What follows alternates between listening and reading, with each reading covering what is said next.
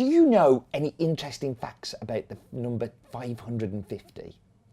I know that I've said welcome to In My Mug 550 times!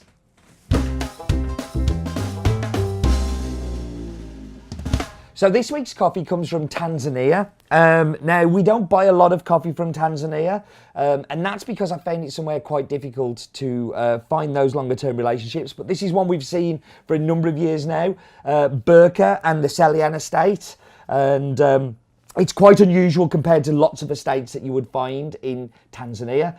So they tend to be quite small, or you tend to be cooperatives. This is by no means small. So they have 200 full-time staff that are permanent on Burka. And then they have a further 200 which are casual, which will come in peaks within the non-harvest time. And then during the harvest season, they will have 5,000 staff come in. So like 5,400 staff on one farm at one point. That is a lot of people, and that gives you an idea of the scale and size of this farm. They have accommodation within the farms for the 200 permanent workers as well, who will live there with their families. They have shops, they have healthcare, they have 2 primary schools, they have what would you call it? I was going to say entertaining area, but more like an association area where they have football pitches, and they quite often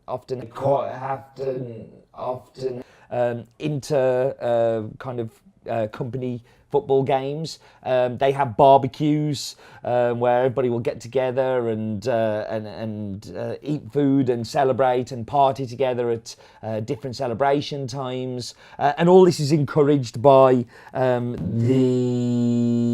owners of the estate to give a little bit extra. They also pay their workers 20% above the minimum wage that is set in Tanzania, which is very, very low. But you know, 20% above is doing something to try and address that low minimum wage that's there, and that is not common. That is something that is quite unusual.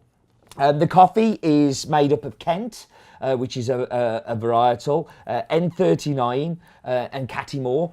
Catimore is one of the leaf resistant types of varietals of coffee, and they did suffer with some leaf rust things a few years back. The planting of that and good husbandry of the plants has addressed the problems. It's a naturally processed coffee, and not common for Tanzania. You tend to just see washed coffees coming out there and very few naturals. And I think it's one of the things that drew me to this coffee, because it is particularly delicious and tasty, and I really like those African naturals, just like the one we had last week with Kenya. This one is a little bit more funky and a little kind of fruitiness to it. Natural coffees. There's certain ways to brew natural coffees. So I tend to love a natural as a cappuccino. That strong, powerful, natural process in the bottom of the cup with some, sweet, delicious milk on top, gives it enough to cut through that milk and power through, and kind of gives you that whole coffee flavour, but with the milk still being there, but milk not being dominant. If I'm going to brew it manually, then I tend to go with something like a Kalita. And always enjoy getting the Kalita out for a natural. I've rambled enough. Back by unpopular demand, it's time for Roland's Daft Fact of the Week. Aren't we lucky?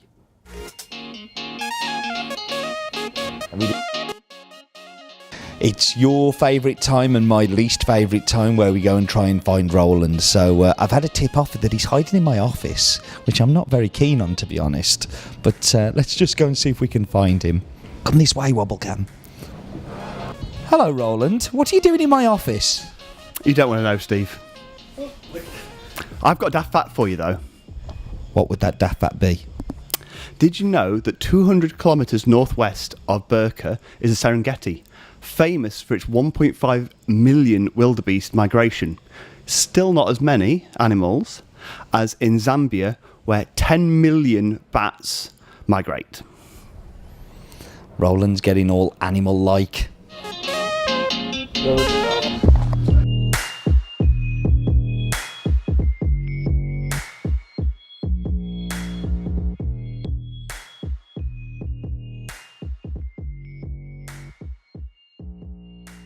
So let's get back to chasing our Tanzanian Burka. So I am putting in my hand to the cupboard, and what do I have?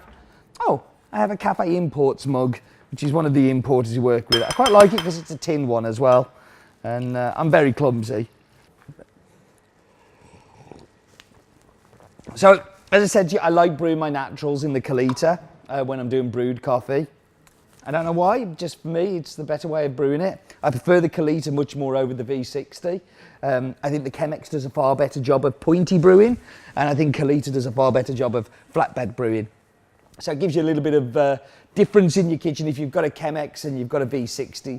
Kind of very similar, whereas here you've got some difference with it. But in the coffee we have something that's very different too. I get a beautiful licorice note with it. Mid-palate, it's really creamy and kind of quite smooth. And I rarely use this descriptor in coffee in a positive way, but this is an incredibly positive way. Is you get a little bit of tobacco, but it's almost like sweet tobacco, so like kind of pipe tobacco almost. And a really interesting bitterness. And lots of people are scared by bitterness as a flavour descriptor because it doesn't have very positive connotations, but actually we love bitter things as human beings. We think they're fun, we enjoy them. So, and I think this works really well with this coffee. It's quickly become one of my favourite naturals of the year, and I hope so for you too. Thank you for joining me. It's always a pleasure. I do hope you can join us next week. And do remember, life is too short for bad coffee.